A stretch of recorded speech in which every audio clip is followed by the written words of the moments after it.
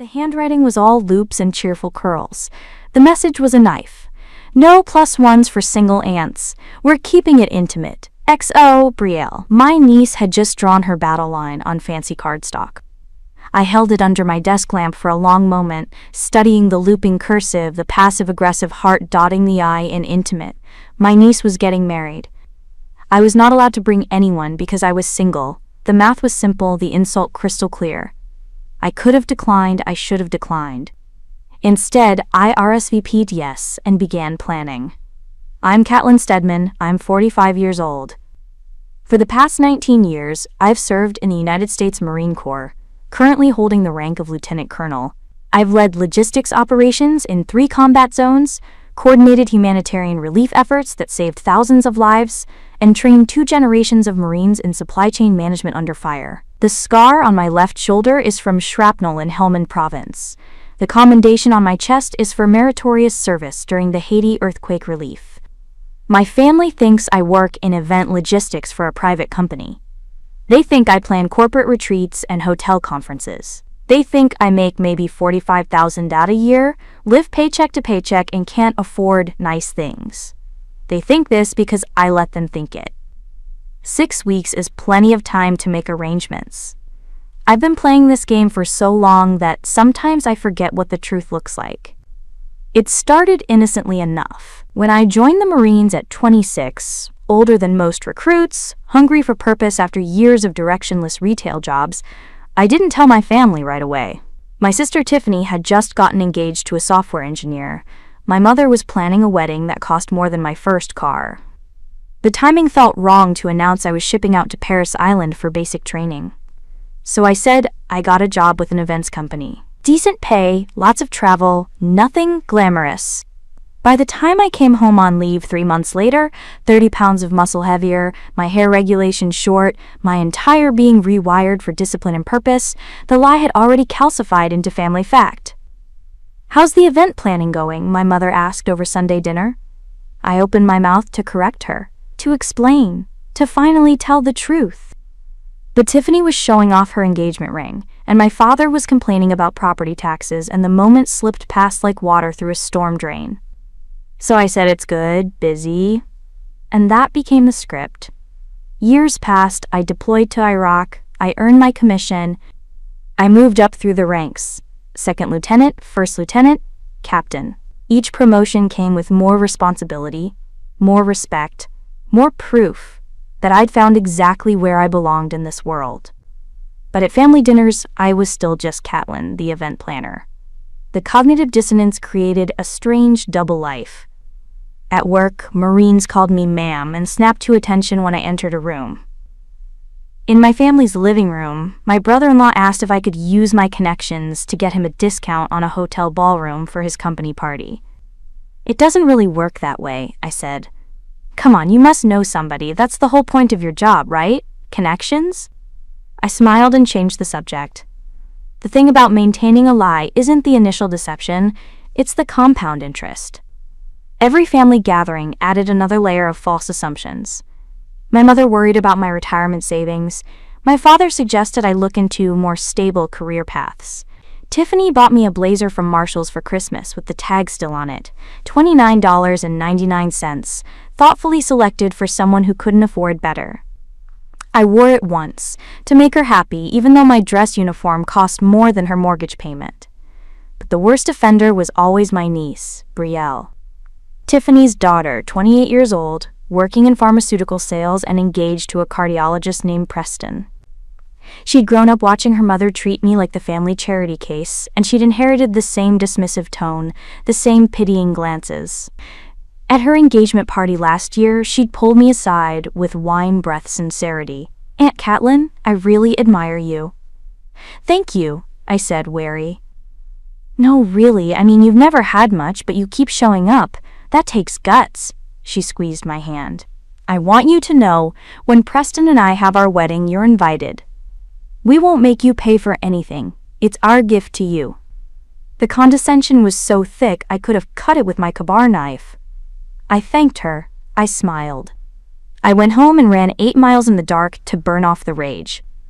And now, 6 weeks before her wedding, she'd sent me an invitation with a note making it clear I was too pathetic to bring a date. Game on, Brielle. The wedding is at a garden estate 30 miles outside the city, one of those converted historical properties with manicured lawns, century-old oak trees, and a stone terrace overlooking a pond. The ceremony is at 4 p.m. cocktail hour at 5 o'clock, dinner and reception to follow. I arrive at 3:45 p.m. alone, driving my civilian vehicle, a modest sedan that fits the narrative. I'm wearing a simple navy dress, pearl earrings, low heels. I look exactly like what they expect. Aunt Catelyn, the event planner, grateful to be included. The parking lot is already full. I recognize my mother's car, Tiffany's SUV, my father's truck.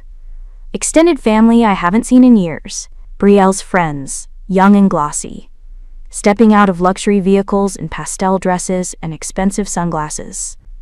I walk toward the ceremony area, following the hand-painted signs pointing toward the celebration of Brielle and Preston. The chairs are set up in neat rows facing a wooden arbor wrapped in white roses. String lights are already glowing in the late afternoon sun, wrapped around the oak branches overhead. It's beautiful. I'd rate the logistics setup as a solid B+. Good flow, clear sightlines, adequate spacing. The caterers have positioned their staging area efficiently. Whoever planned this knew what they were doing. I find a seat in the back row, as expected. Family of the bride sits closer to the front. The single aunt who works in event logistics sits where she won't be noticed. My mother spots me and waves, mouthing, "You made it!" I wave back. Tiffany is near the front, adjusting her hat, talking animatedly to my father.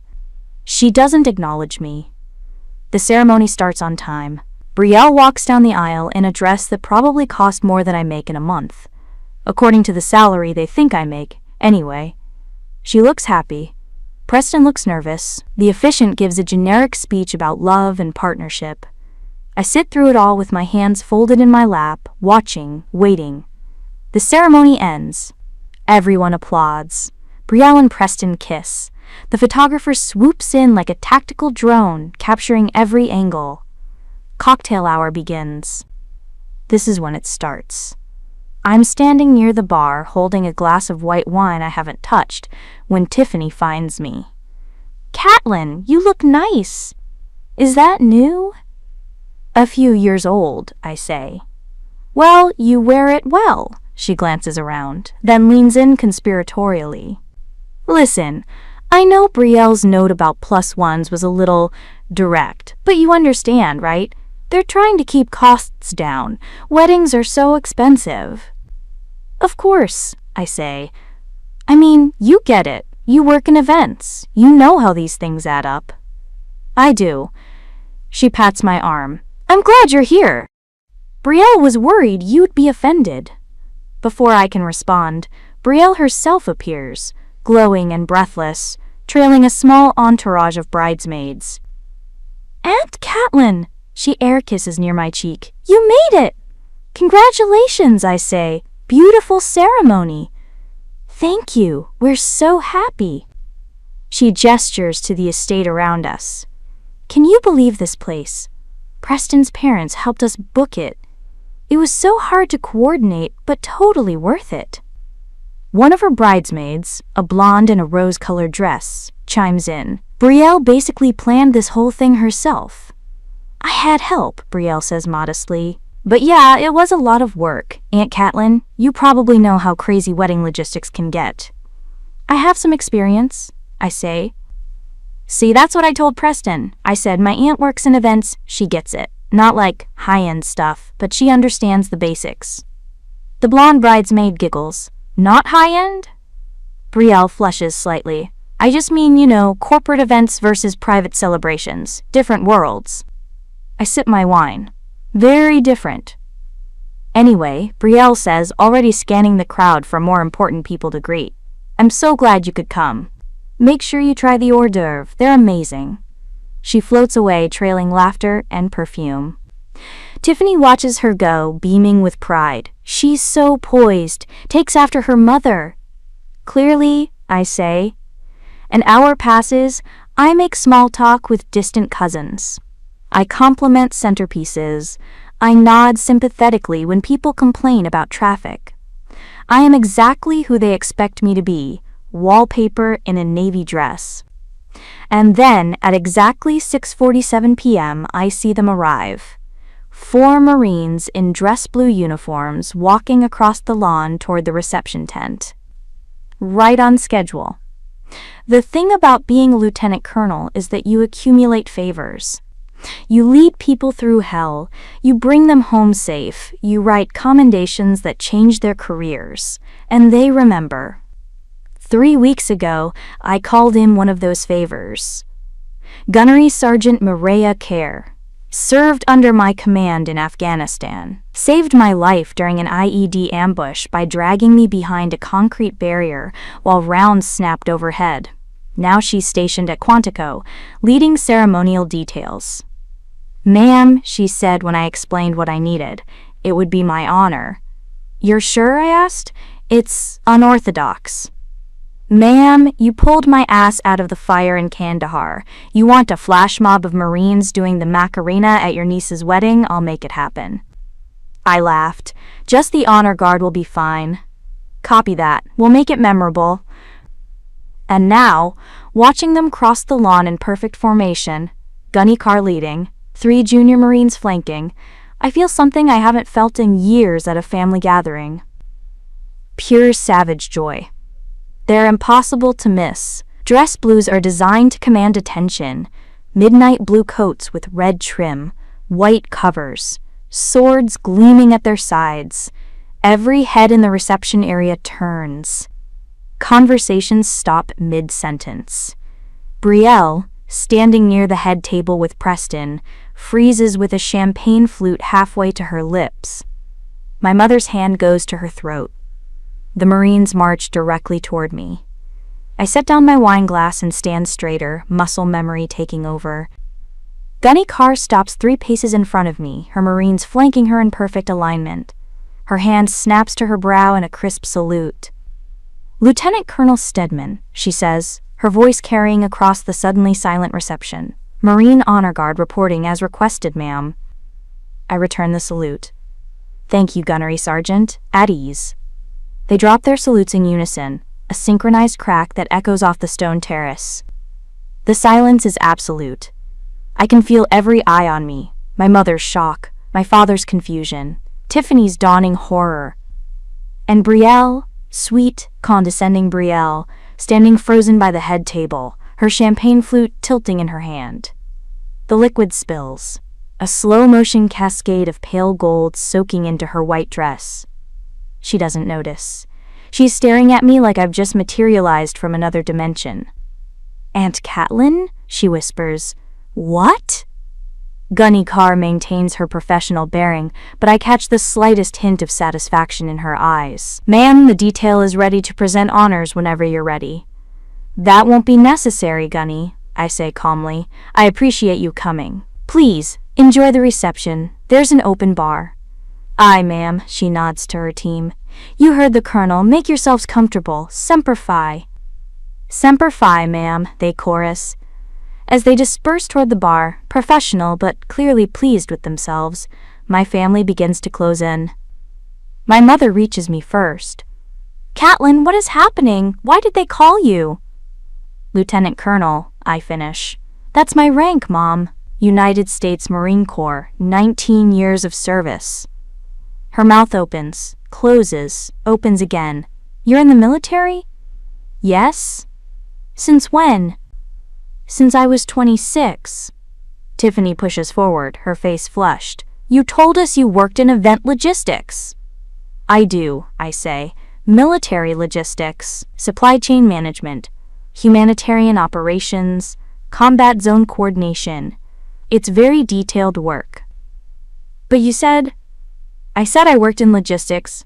"I correct. You assumed the rest." My father has gone very pale. "You were deployed?" 3 tours. Iraq twice, Afghanistan once. "You could have been killed."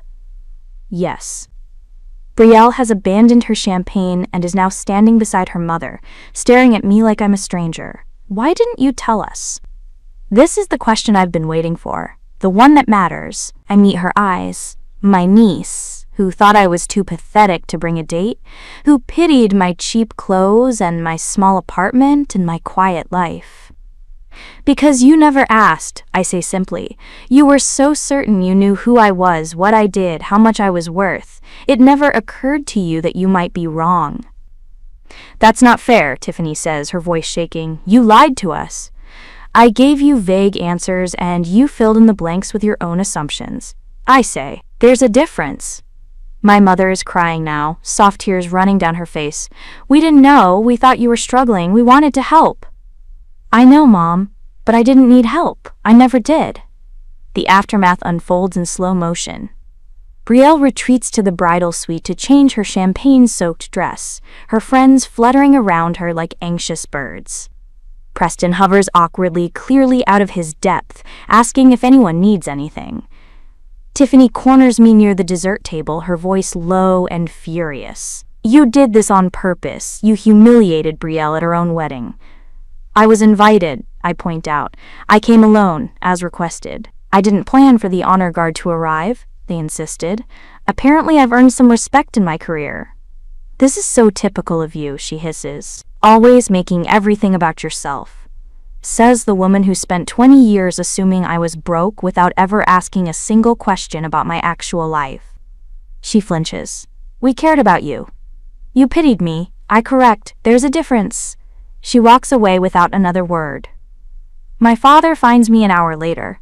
After most of the guests have moved inside for dinner, he sits beside me on a stone bench overlooking the pond, his hands clasped between his knees. I don't know what to say, he admits. You don't have to say anything. I feel like I should have known. I'm your father. I made it easy for you not to know, I say. That's on me too. He's quiet for a long moment. Then, are you happy in the Marines? Yes. That's good, he clears his throat. I'm proud of you. I should have said that a long time ago. It's not enough, not really, but it's something. The reception continues without me. I say goodbye to Gunny Carr and her team, thanking them for their service, both professional and personal. They salute again before leaving, and I watch them walk across the lawn in formation, their uniforms sharp against the twilight. I should leave too. The point has been made. The game is over.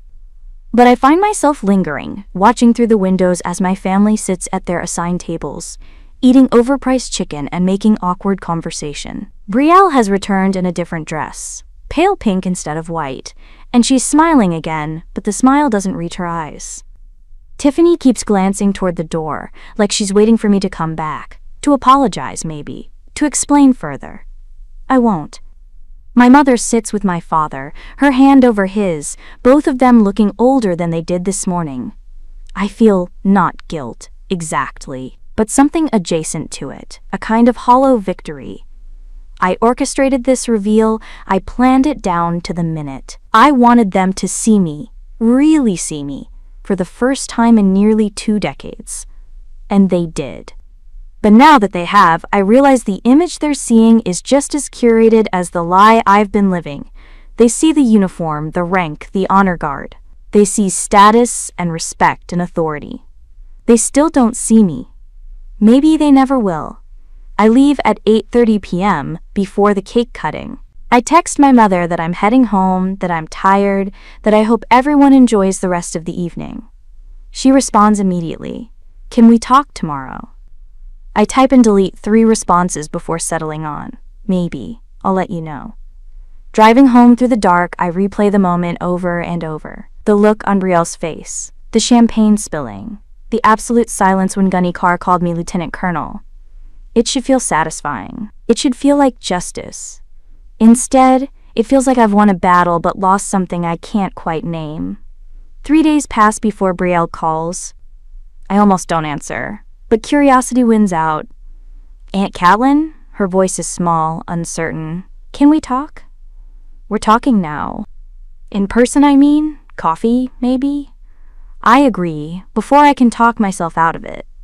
We meet at a cafe near her apartment. She's in casual clothes, jeans and a sweater without makeup, looking younger and more vulnerable than she did in her wedding dress. I owe you an apology, she says, before I can even sit down. Okay. I was condescending and rude, and I made assumptions about your life without ever actually asking you about it. She twists her coffee cup between her hands. Mom said you think we pitied you. You did? Yeah, she doesn't deny it. We did, and that was wrong. I sip my coffee, waiting. The thing is, she continues, I think we needed you to be struggling. Does that make sense? Not really. Like, if you were fine, if you were successful and happy and doing well, then what did that say about us? About all our fuss and worry and drama? She laughs bitterly. It's easier to feel superior when someone else is beneath you. The honesty startles me. I'm not saying it's right, she adds quickly. It's messed up. But I think that's what it was. We sit in silence for a while, the cafe noise filling the space between us. I don't know how to fix this, she finally says. I don't know if we can go back to how things were. We can't, I say. That version is gone. So what do we do? I consider this. We start over. Different foundation, no assumptions. That sounds hard. Most worthwhile things are. She nods slowly, then, will you tell me about it, the Marines? What you actually do. And for the first time in 19 years, I do. I tell her about logistics operations that kept supply lines open during combat operations. About coordinating relief efforts after natural disasters. About the Marines I've trained and led and lost. About the weight of responsibility and the pride of service and the exhaustion of maintaining two separate identities for 2 decades. She listens without interrupting, her coffee growing cold between her hands. When I finish, she's quiet for a long moment. Then she says, I really am proud of you, Aunt Catelyn, for real this time. It's not forgiveness, it's not reconciliation, it's not a happy ending tied up with a neat bow. But it's a start. 6 months later, I'm promoted to colonel. The ceremony is at Quantico, formal and precise, with 36 Marines in attendance. My commanding officer pins the silver eagles on my collar while the ranks stand at attention. My family is there. All of them. My mother cries, but this time it's different. Pride instead of pity, understanding instead of confusion. My father salutes me afterward, awkward and unpracticed, and I return it with a smile. Tiffany hangs back, uncertain, but when I approach her, she pulls me into a stiff hug. Congratulations, Catelyn, you earned this. Thank you. I'm sorry, she whispers, for all of it. I know. Brielle brought Preston. He shakes my hand with genuine respect, calling me Colonel like he's been practicing. Thank you for inviting us, Brielle says. It means a lot. Your family, I say simply. You should be here. After the ceremony, we take photos. Me in my dress blues, surrounded by Marines and family, 2 worlds that spent 20 years apart, finally occupying the same space. It's awkward, it's imperfect, it's real. We go to dinner afterward, a restaurant near the base that serves decent steaks and cold beer. The conversation is stilted at first, everyone carefully avoiding landmines, but gradually it settles into something almost comfortable. My mother asks about my deployment to Afghanistan. My father wants to know about my responsibilities as colonel. Tiffany admits she Googled my awards and has no idea what half of them mean. That's the Silver Star, I explain, pointing to the ribbon on my chest. For valor in combat. What did you do, she asks. I tell her, not everything. Some memories are too heavy to share over dinner, but enough. Enough that she understands. When we leave the restaurant, Brielle walks me to my car. This is better, she says, knowing who you really are, it's better. Yeah, I agree, it is. I wish we'd done this sooner. We're doing it now, that's what matters. She hugs me, a real hug this time, not the air kiss performance from her wedding. Semper Fi, Aunt Catelyn, she whispers. I laugh. You've been researching. A little, she pulls back, grinning. I'm trying. That's all I ask. Driving home that night, still in my dress blues, I think about the wedding, the champagne spilling, the moment everything changed. I don't regret it. The reveal was necessary, cathartic even, a line drawn between the lie and the truth. But the real work came after, the slow, difficult process of rebuilding trust, of learning to see each other clearly instead of through the lens of assumption and pity. Some relationships can't survive that process. The cracks go too deep, the resentment too bitter. But some can, some do. Mine did. Not perfectly, not easily, but genuinely. The weight of the uniform is different now, lighter, somehow, without the secret beneath it. For 19 years, I carried two identities, the Marine and the event planner, the Colonel and the struggling aunt. Now I'm just Catelyn Stedman. Colonel, United States Marine Corps. Daughter, sister, aunt. All of it, none of it hidden.